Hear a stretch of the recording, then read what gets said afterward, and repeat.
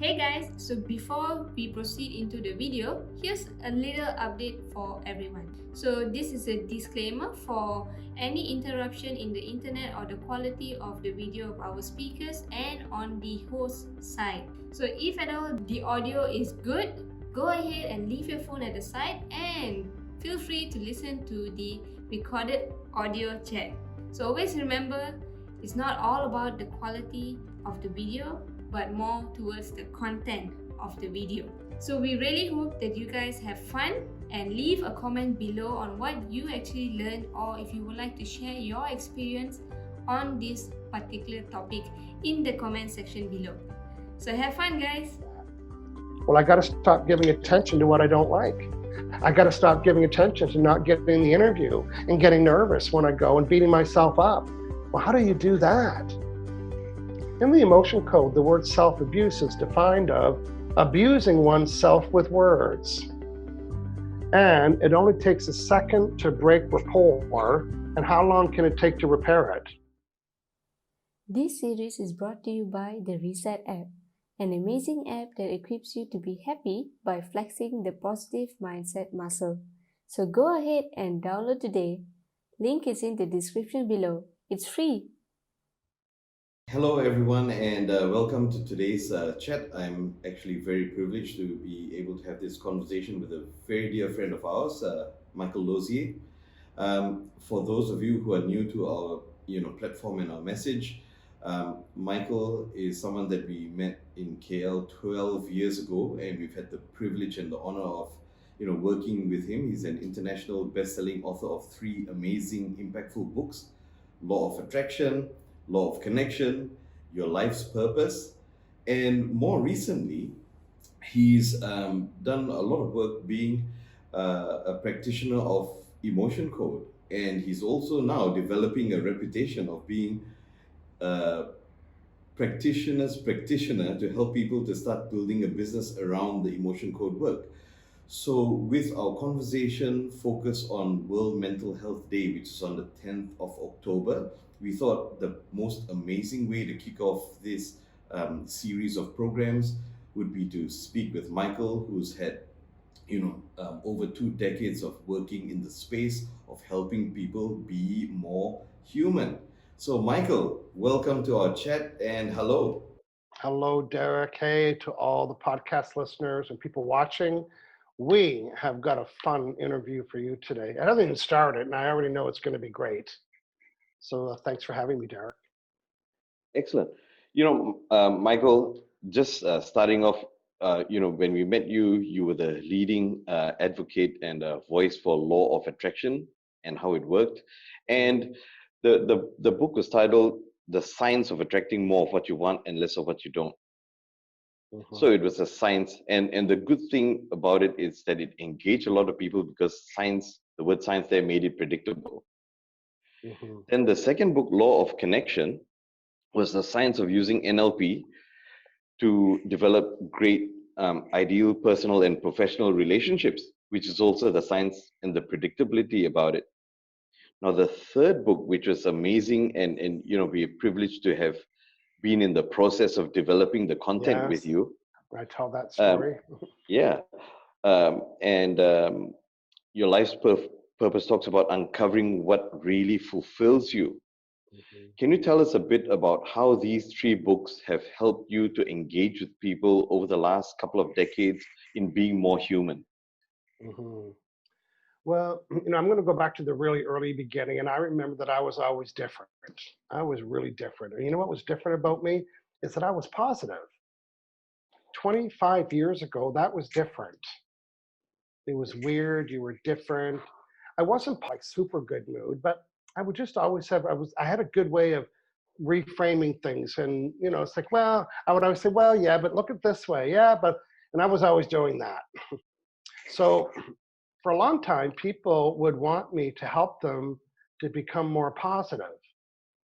And I didn't know how to do that. Like, what do you do to make people more positive? And I learned really early, and I was young, I was probably early teenagers. And I don't say it with the confidence I do now, of course, being my age, but here's what I learned. the best way to become more positive is to become less negative. I thought, really? Yes. You see, your natural state is pure positivity, but it's got layers of negativity. This negative, like a lotus flower, this mucky leaf, this experience, and this experience, and this experience. So how do I become? Well, you don't have to become more positive. It's already natural. So as you strip away the negative things that you're attracting and the people and the events, and that you learn how to esteem yourself and all these other great stuff about loving yourself and how to be in the world, you strip away all those negative things, and guess what surfaces that was there already? So you didn't have to become more positive, you just had to become less negative. But that didn't help people enough because they needed the what? Well, how do I do that? Tools. Yeah. And I know you were always an advocate talking about the tools, and I know you've read more books than most people in their whole lifetime, and so you know it got to have the tools. Getting on stage and telling people how wonderful it is to be able to reset your vibes and then leave. I would be remiss if I didn't tell them how. So even when I was younger, even when I worked for the government, in a government capacity as an employee, I was still teaching people law of attraction one-on-one in my office. Nobody knew but me and that person. It was pretty underground, being positive and how to be, but I'm also very good at noticing trends and patterns. So, I started a group in my house in, I want to say 1996, maybe. It's too long to really remember. It was a group. You know how many people was in the group? Two.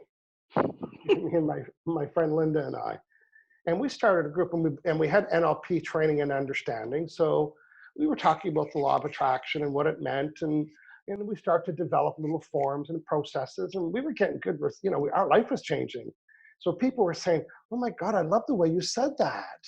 Because they would say, remember earlier I said, I'm a great reframer, you know that, right? I can take any scenario. So even when I was a little kid, I was a good reframer. So people like that about me, about my style. So my friend Linda and I are doing a law of attraction group, and before you know it, we had people showing up with cushions and lawn chairs after a year. 44 people coming to a law. And guess what? When you have 44 people coming to your house, you got to take charge. You got to lead the group, right? You just can't say, hey, So before you know it, I am facilitating the subject called law of attraction that was so foreign to people. And then people would send me little notes and said, oh, I loved how you said this, and I loved how you did that. And then I thought, well, let's put processes. So, okay, so today we're going to learn about how to get clear on what we want. Now I'm using language from today, but back then I didn't develop the words I know now. And people would come back and say, like, they were just blown away. And it's all they were doing was giving attention, energy, just simple law of attraction stuff. But I know what's missing for everybody, and is tools. So then I start to put together 2 or 3 pages in a worksheet, and people would come to the meeting, and I'd say, okay, we're going to talk about your goal today. Everybody, right? And back then I was kind of doing goal setting. I mean, I was doing lots of things until I found where I'm at now. And then people were giving me their worksheets, and I was looking at them. I thought, everyone's doing the same thing. And what that means in my world? It's duplicatable. So all of a sudden, I'm teaching people how to get clear about something that they want. Now, one person in the room knew how to do it, and all 30 of them gave me one, and they nailed it. I thought, okay, I can teach this. So, NLP is about how to teach to the different learning styles. So that's other things that people like about my style, because I get them to write it and think it and say it and raise their hand and yell out loud. You've been in all of that. You've seen me engage 2,500 people in 30 seconds, everybody. And everyone's looking around thinking, was this a concert? Well, that's because I knew the styles of all the participants.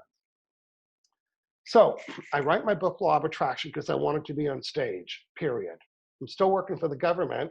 And I was a trainer in the government, not so much front of the room, but they put me on a lot of training courses. I was teaching people how to use computer things and so on and so on. So I wasn't shy about being on the front of the room, but I didn't know about law of attraction until you have 44 people come to your house and you got to repeat the thing every week.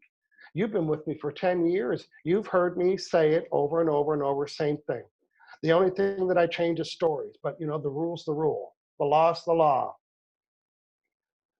So then I wrote my book, Law of Attraction. And in 1 year, while I was writing it, I was hosting teleclasses with Law of Attraction. That's the days before Zoom, before we'd ever thought we could talk and see somebody at the same time. Really? That was such a foreign idea. So everything was held on conference line. They were called teleclasses. And I was working for the government. I would rush home on Thursdays, and I would do a live teleclass every Thursday after my government job. And it was an introduction to Law of Attraction, because you know what I had in front of me? Notes. I had the stuff that I was working on my group. And now I'm getting lots of comments and feedbacks. I love this. So I thought, you know what? Oh, then I meet a speaker, and I said, oh, I'd love to do what you do. And he said, well, if you had a book, it would help. So I took all the feedback. People were giving me thank you cards, and I love how you said this, and I love the vibrational bubble guy. I didn't know I had a I just said one time, imagine a guy with a bubble around him. Somebody said, oh, I love your vibrational bubble guy. That's where he came from. I didn't know I had a vibrational bubble guy until someone said I liked them. So then, as you know, in the book, we've got the vibrational bubble guy. So anyway, over a year, I collected about 5,000 names of people that said, hey, let me know if you ever put a book out on the subject. Because every Thursday I would say, listen, I might be writing a book on this, let me know. Now this was way back when it was even foreign to collect email address. Make a long story short, it took 2 years to finish the book and write the book.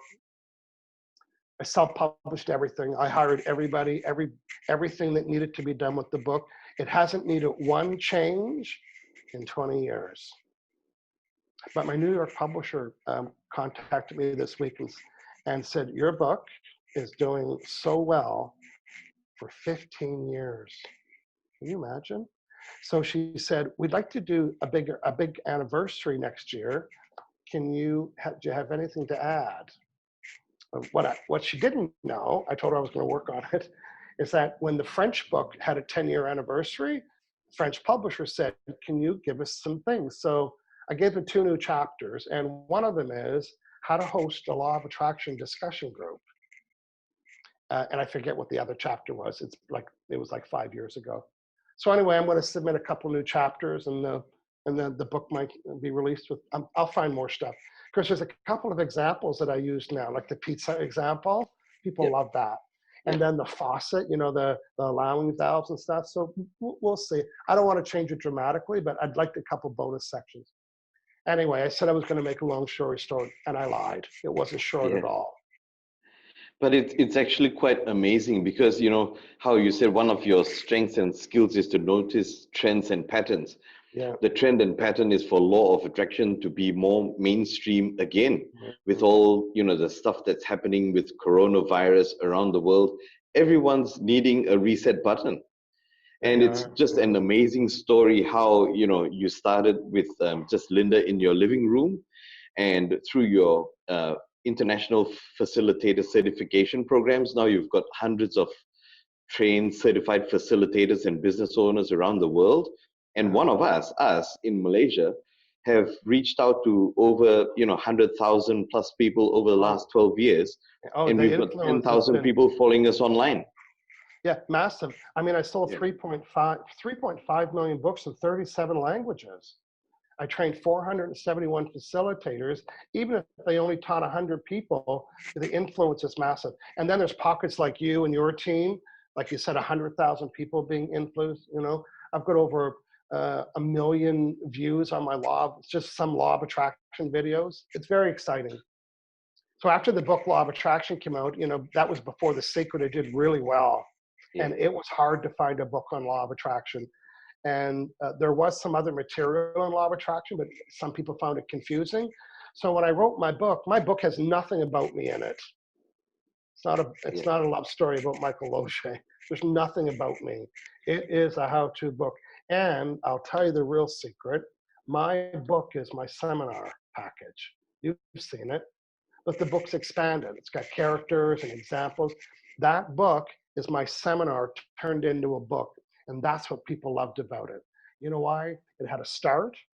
It had a next step, next step, next step. example, example, example. It had a finish and measure your results. That's what it was. So people call me a writer. You know what? I'm not a writer. I'm a program designer that designs great programs that turn into great books. My other secret is I graduated in 1980 and I've read 11 books since 1980.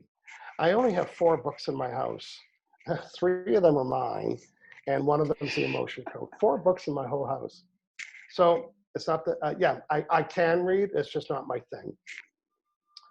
After a couple of years of my book coming out, The Secret coming out, my publisher said, people really like your writing style. I knew what they were talking about. You know, they're going online, everyone says, oh my God, what a breath of fresh air. I love this. And everyone is saying, and they weren't using these words, I'm just paraphrasing. He wrote just to my style. Oh, I love how he included this, or I love how he did that. And what they're not saying is, boy, do you ever know how to teach to my style? And when I told my publisher, I said, I can write a book about how to write a book and not write a book. I can write a book on the 4 styles. So that's what this one talks about people. And I've used them in the seminars. You see me engage 1,000 people with 2 questions because I knew how to ask all the styles from just 2 questions. And that is so important as a guideline to helping people be more human, about building rapport, about communicating and connecting with people. Yes, and not ticking people off. And, you know, some people don't know there's 3 other styles. They think their only style is theirs. So they don't understand that not everybody uses the feeling word, or not everybody uses the word look or see. And you know, people, I don't know what you mean. That means you're not talking their style. And like you just said, that's where rapport gets broken. And it only takes a second to break rapport. And how long can it take to repair it? Sometimes never. Sometimes never.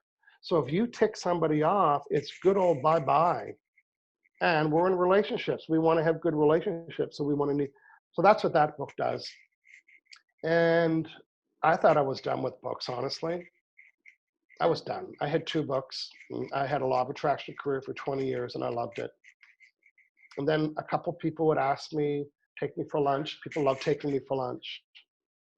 I guess it's in lieu of paying me, but they would take me for lunch. And by the end of the lunch, they would leave with the placemat, you know, at the rest cafes, with notes. And all the notes would be giving them some direction about why they're not fulfilled. And remember, I knew a lot about the 4 styles, and there's a big relationship between the 4 styles and what fulfills people. So one time my friend brings me to a restaurant not too far. He goes, I want you to meet my buddy. He said, my buddy he's graduated from university and he's still working as a friggin' waiter in a restaurant and I don't like it. He said, I want you to come meet him at his coffee break and talk some sense into him. Well, I knew exactly it had nothing to do with his friend, but I was getting a free lunch and I said, I'll meet you there. So we go early to the restaurant, you know, because the meeting was at 3. I said, let's go 2:30. And as soon as I walk in, I knew who he was. You know who he was? He was in charge of everything and everybody loved him. Everybody. I said, is that your friend there? He said, yes. And I said, he looks pretty happy to me.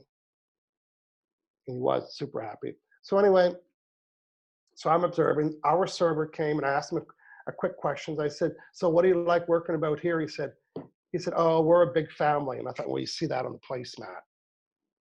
And they weren't just saying it. Make a long story short, Buddy gets off his breaks, he sits with me, and I'm asking him lots of questions about why he's fulfilled there. You know, he's the guy that makes sure that they all go out once a week, right? And he's also the guy that makes sure everybody's birthday gets acknowledged. And he's the guy that wants to set up the team meetings and wants to shout, like everything, just so helpful. And at the end of the process, I uncovered the things that were important to him: community, connection, leadership, and his eyes are bugging out of his head. And I said, now imagine you have an office job, doing anything. And he said, boy, it'd be hard to get those met. So I'm making a longer story even longer. So I said, you know what? You're doing the perfect thing for you. My friend was really ticked off at me. So you're doing the right thing. So after that conversation, he was so inspired by that So I think within a year later, he was then working for head office for the restaurant, and he was developing program. It was a chain restaurant, not like a McDonald's chain, but like, you know, a Victoria, my city chain. And he was doing training, going into each restaurant and teaching them all the, you know, all the relationship stuff with everybody and how to set up this and how to set up that. Perfect for him. So that was the first time that I did it, in like with a piece of paper with somebody watching. And I thought, okay, it's a little labor intensive, but I did it. I found out. And then I said, Duke, can you remember a job that you had when these needs weren't met? The one, he said, yes, my last one, I hated it.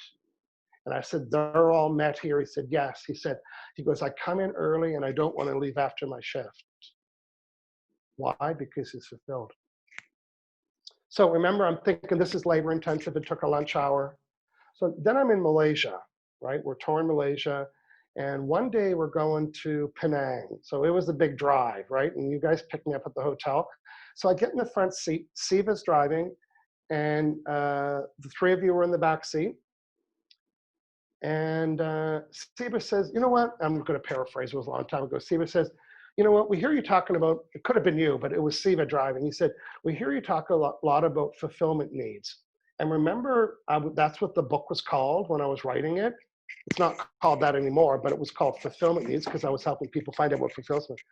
And then Siva said, can you help me? And I said, sure. We were driving, you know, in the car, and I was in the front seat. And so remember, all this time I'm thinking that it's very intuitive. It's all one-on-one. It's very labor intensive. So I'm asking Siva questions and taking a little bit of a notes. And then I asked him a few more things. And then it's truck stop time. Well, that's what we call it here. What do you guys call the picnic site or whatever? Blinding flash of the obvious. No. You know, the place where we stop for tea on the side of the road, the little cafes, what are they called? Oh, the rest and relax. That's R&R. right, Yeah, that's okay. right. Yeah, so we stop into one of those places. We're sitting at a picnic table, and then Siva's across from me. We're talking about his fulfillment needs, and his wife was there, and they were really acknowledging, you know what, you nailed it. And then we talked about Siva's last job, and then I thought, where? And then all of a sudden, the three of you, Milawan, you, and Davey, all said, we did ours too. I said, you did yours too. So remember, I'm thinking that it was a long labor intensive session, and I know you had a pen and paper in the back seat. And at the picnic table, I discovered that it's a process. And it's not magical and mystical and intuitive, and I need to do it one-on-one. And that's when I decided. There was also a story about a snake that day. I don't remember if you remember that well, but I remember it. It involved a snake and my realization that, you know what, I think there's a process here. I think I can duplicate this. And then I worked on it, and that's what it became. Excellent. And then we had this conversation many years ago and said, well, wow, you know, law of attraction, law of connection, and fulfillment needs, we're done. And then you come up with the emotion code work, which, you know, helps us to identify what's in our blind spots and discovering and reducing our emotional or, you know, unseen handbrakes and the things that are stopping us in life. Oh, listen. First, you know, I built a career traveling the world. You guys helped with that. You and your family and your team got me to Malaysia, got me to India, Hong Kong. I don't know if we went to China. I went to China quickly for something. Australia, I've been to Australia, Singapore. We've been to Eastern Malaysia. We've been, what country am I missing? Oh, that's enough. And many, many times. And it was a culinary tour. So, where am I going with my story? Oh, so now I'm living back in Canada and didn't really want to travel too much. And so I kind of moved everything to online. I was doing this live hangout with Michael Show for 3 or 4 years. And I was certifying people online. I wasn't traveling as much anymore. And I was limping. I was limping on stage. I had a hip and a knee, and I couldn't do anything with it. And I went to a chiropractor, spent probably $4,000 in 2 years. And then somebody says, hey, I can fix that. It's like, oh, okay, go ahead. And it was my friend John who fixed my hip with emotion code. And what was stuck in my hips was emotions, old emotions. Derek, you know how sometimes people say they're feeling stress in their back? Yeah. Or they say they carry the stress. Well, guess what? It's not stress, but it is some of these emotions. So we do carry stress and we carry feelings, and they're the size of a baseball. So if I have 3 or 4 baseball, and they're unprocessed emotions, what does that mean? It's an emotion that I had that I never resolved. I didn't get ticked off. I didn't break dishes. I didn't swear. I didn't yell. I didn't say, that's enough of that BS. I didn't tell anybody, and I didn't share it, and I didn't process it. So now that unprocessed emotion is this big, and there's 4 of them in your neck. Oh, I can't move my neck. And you get an x-ray. You can't see it because it's energy. So for all the years that I'm teaching law of attraction, there's always a delay in people attracting things. Even all the work, all the allowing work they do, all their affirmations or declare whatever they're doing, but there's still something that's blocking it. And the something that's still blocking it in many cases are these, the old emotions. So I learned how to do the emotion code on myself. I had massive great results. And then I started to use it with my clients. And now I have an active practice. I probably will never travel again. I do have one goal. I would like to make one more trip to Asia.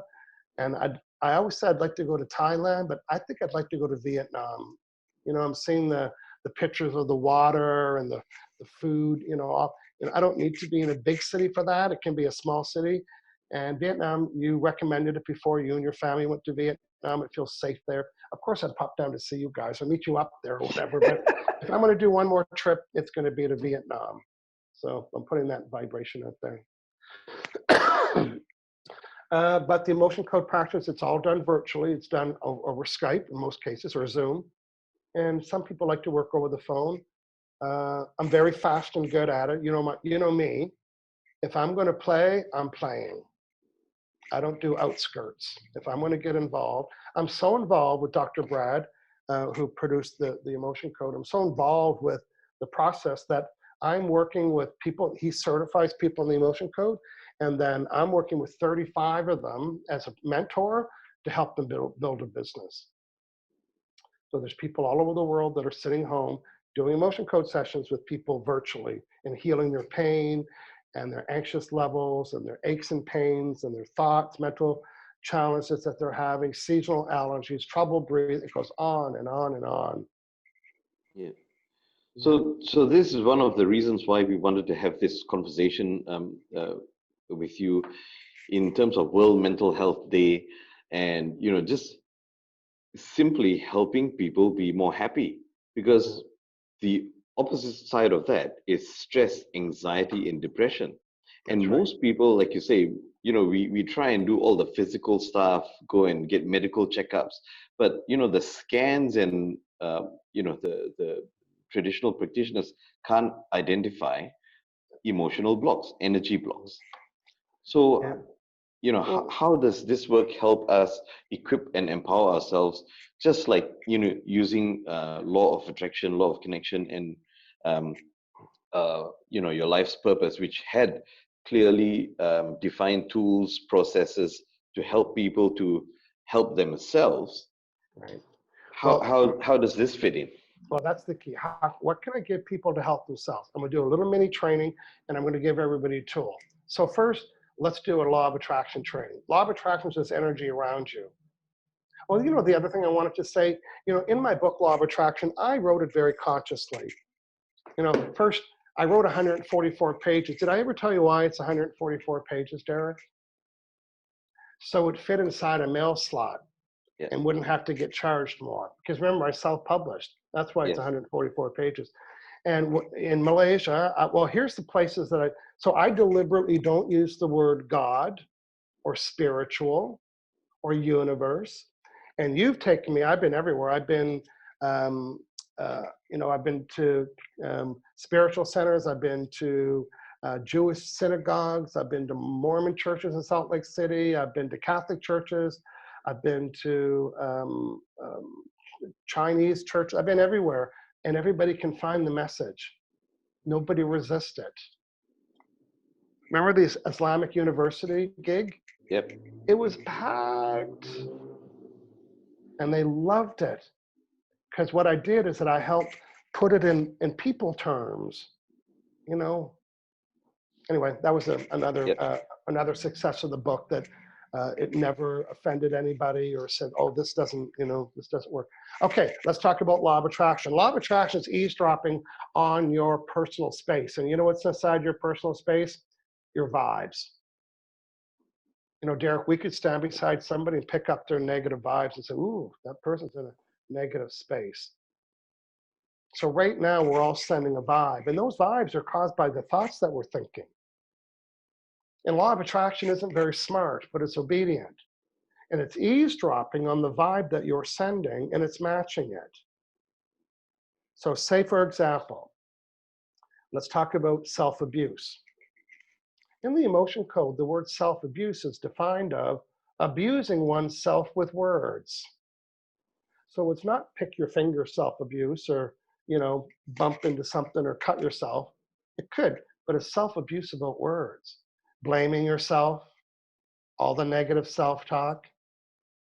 So let's pretend we're law of attraction. We're eavesdropping on somebody. And they have a lot of self-abuse. Oh, I can't do this, and my life sucks, and I got the wrong boyfriend and girlfriend, and I don't have clients, and I'm not getting a job interview. Like, that is legitimate. They're legitimate thoughts. But that's the vibration that they're sending. And they're going to keep getting more of that. So now they're stuck in the cycle. You vibrate what you give attention to. And when you give attention, let's just say you give attention to not getting a job, now you're giving the vibration of not getting a job. And when you send the vibration of not getting a job, law of attraction creates more of you, guess what? Not getting a job. And when you don't get a job, you see you're in that cycle. So how does the person at home listening to this break the cycle? Well, here's the best news, is that you can only hold one vibration at a time.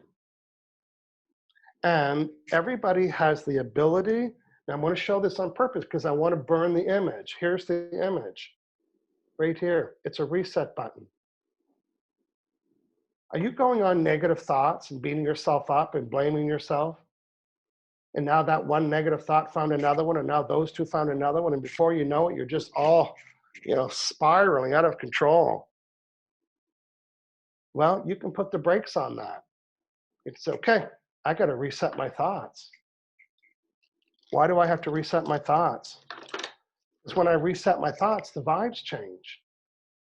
So how do I do that? Well, I got to stop giving attention to what I don't like. I got to stop giving attention to not getting the interview and getting nervous when I go and beating myself up. Well, how do you do that?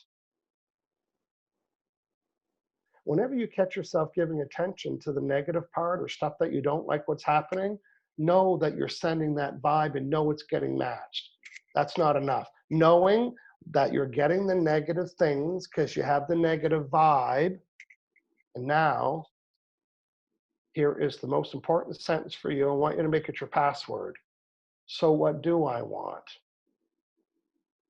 Oh, I keep getting rejected at interviews, and I show up and I'm always nervous. And you know what? You've planted that seed before you went to the interview. You gave the nervousness and the sweatiness, and you're going to fumble and mumble, and they're not going to like you, and they're going to trick you. That story planted the seed. You decided in the car how it was going to happen. Okay, I want you to go back to that oh so famous sentence I just said. So what do I want? That question will help you reset what you're telling yourself. And when you reset what you're telling yourself, you don't even have to do anything. It's automatic. When you reset what you're telling yourself, your vibe gets reset.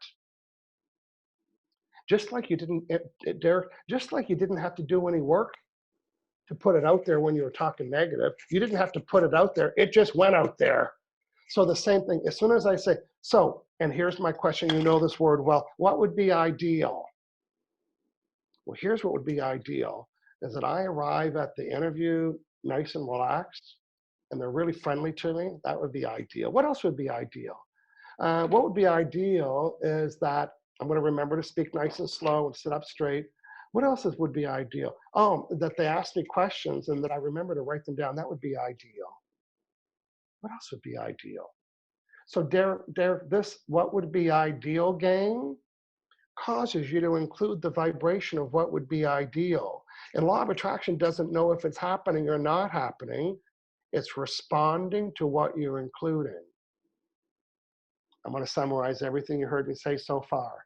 When you catch yourself going on a negative spiral about any subject, about that job interview, about getting this customer or client or getting this, whatever it is that's causing, because that negative thought will compound itself. And then you're depressed and feeling negative and worried. But you have the ability to reset your mood. So what do I want instead? And go on, play the ideally game. I say this to my women friends that go on dates and they come home and they complain about their date. They call all their girlfriends and talk about how horrible the date was. Law of attraction is eavesdropping on that conversation. Well, it's not eavesdropping on the conversation, it's responding to the vibration that you're sending about when you complain about the date. What if you said, okay, ladies, listen, I'm going to tell you the story. This would be my ideal date. Wouldn't that be a call to make? And in the story, listen, everybody, in the story of your proclamation of your ideal date causes you to send the vibration of your ideal date. And guess what? You set the energy in motion just to proclaim it.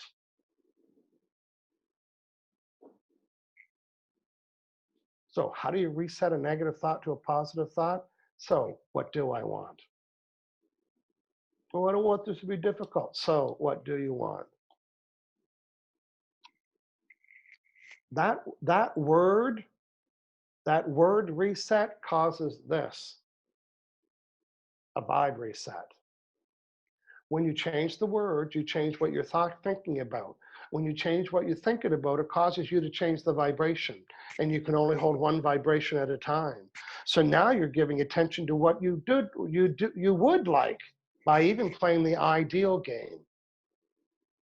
And law of attraction is always eavesdropping on the vibration that you're sending. So you decide the way it should be. And you can lay in bed and play this game, or be at the airport, or be at a restaurant. This is the beauty of it. It's in here. You don't need to say it out loud. You don't need to write it right there. You just need to say, wow, I'm giving negative thoughts about, this client that I have to meet today. And say, well, and just in your own head, well, what would I like instead? How would I like that to be? And try to stay there, because you can only have one vibration at a time. The longer that you stay in the vibration of the way you'd like that transaction to be, the more you're paving the way for it to manifest. And law of attraction doesn't need to be turned on. It's already on. Oh, I'm gonna use law of attraction. No, it's on right now. Right now, it's eavesdropping. And what is it finding in your vibration? Not you, Derek, our audience.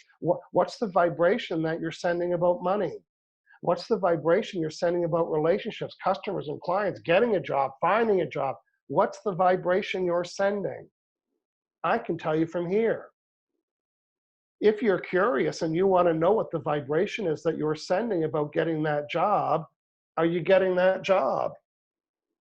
The results that you're getting are matching the vibration that you're sending. I'll say it again.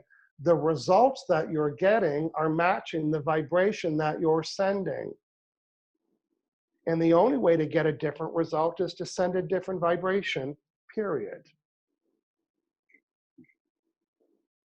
So just to recap, Derek, we are talking about how can I prevent myself from going on this negative spiral and getting all depressed and being, because worries, you know what? And it worries about the future. Hasn't even happened yet. So I got to get out of that worry and all that and say, how do I want that to be? What would this be ideally for me? Whatever the words are. And try to hold those thoughts. You don't have to get a feeling for it. That's false. Because sometimes we don't know what it feels like. I don't know what it feels like to have 10 clients. You don't need to know what it feels like. In your giving attention to it, sets the energy in motion for it. That's really amazing because every time we've had the conversation and we've seen you do presentations all over the world, it's always boiled down to it's all about vibes. Yeah, And it's that's all the about title vibes. of today's conversation, right? It's all about vibes. Yeah. And to take your initial reset button, Siva 3 years ago initiated this conversation with Krishna, who graduated in IT, and he's actually written the Reset app. Yeah, the reset app. Yep. Yeah, and it's downloadable for free on applications because most people have this with them, one or two devices with them all the time. So instead of sending out negative stuff, we invite them to reset their vibe as soon as they feel positive or a positive thought coming on. Yeah. And even to And share other people's positive vibes, there's influences ours, right? We can influence, we can make people angry or happy just through the words we use. Yeah. So one of the initiatives that we're having is to reach 10 million lives around the world via the Reset app. We're currently at about 20,000 registered users, and we have about 300 what we call zappers. Zappers are people who use the Reset app consistently and help people start little happiness circles. So little advocates or pockets of people who are sharing the message of resetting your vibe. And this conversation started 12 years ago with you. So thank you very much for that. Wow. Well, everything starts with a thought, the thought does set the energy in motion, right? And, but if we don't keep giving it attention, then it can't, it's not like a one-time thought. It's a good thing that it's not a one-time thought. Because that time that I thought, I hope he gets hit by a car. I didn't really mean that, and I wouldn't want it to manifest that quickly, right? Or something like that. Yeah. But if you stop and you guys gave it attention, you worked on it, and you played with the idea, and now it's manifesting. 20,000 people is a lot of attention on something. Congratulations. Yeah. And in closing, just another thought. The theme that we're having is being human, and when we talk about being human, we talk about being more conscious, being more aware, and being more responsible. And being responsible is a word that I learned from you. In our first conversation when we had in the Nico Hotel, which is no longer the Nico Hotel. Oh, really? in KL, 12 years ago. And in closing, you can share with us the importance of being responsible with our vibes and in all the teaching that you shared in terms of how we can help ourselves and share with each other how to be more human, in these challenging times. Because for every positive conversation that we have, we are bombarded with 10,000 negative postings on Facebook and WhatsApp and social media. And because we are being socially isolated right now, a lot of us are more disposed to having negative thoughts, using negative words, and like what you say, self-abuse with words, right? So what can we do during these times of social distancing and stuff like that? How can we develop ourselves to be a bit more resilient emotionally? Okay, well, as you're talking, two things came up. The first thing was, this is a biggie. And it's the importance of minding your vibration. My declaration is, I mind my own vibration. And what do I mean by that? I'm minding this. I don't want anything in there because law of attraction doesn't know where the negative vibe came from. So if I'm watching something that I don't like, I'm including it. If I'm around people that I don't make me feel good and I don't like, I'm including it. So if I'm minding your business, and now I'm including it. If I'm hearing your problems and your negativity, I cannot not include it. So when I say I mind my vibration, it's a boundary. Do you think anybody calls me to complain about anything? Really? No. they will get a dial tone. I mind my vibration. I am so selfish, Derek. Write this down, everybody. Selfish equals self-care. It is your only job. Your only job is to mind your vibration. Well, your first job is to delete all your negative vibes and learn how to be responsible. We're going to talk about that in a minute. So now I'm sending a positive vibe. And when you send a positive vibe, you know how fast things come to you? Fast. Because there's no negativity blocking the manifestation. So it would make sense for all of us to want to have a nice high vibe. So getting a high vibe is not enough. You have to maintain it and have boundaries. So who are you hanging around with? What are you listening to? What are you watching? What are you doing that you don't like doing? What don't you like the taste of and the smell of, and on and on and on. Now the next point that you brought up is responsible, responsible. I'm going to flip them. Able to respond. It is a life skill. You always have the ability to respond. Something, and in all contexts, maybe something happens to us negative. You know, we got you and I have businesses, and you know, somebody says, "Oh, you know what? I don't need your services anymore." So, what's my ability to respond? Am I going to get ticked off and go to IHateWhenPeopleCancelClients.com and call you and say, "Oh, Derek, I hate when this happens," and I'm calling you and I'm going online and I'm blasting out on Twitter, and guess what? So your ability to respond, because it's not what happens to you, it's how you respond to it. It's okay to do this, Derek. Oh, I hate when this happens. You know, and do it for how long? A minute. You know what? Go on a little snit for a minute. Get it out of your system. Process it. Don't hold it in.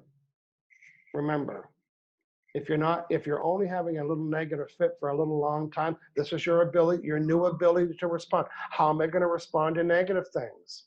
How much time am I going to give negative things? How quickly am I going to reset?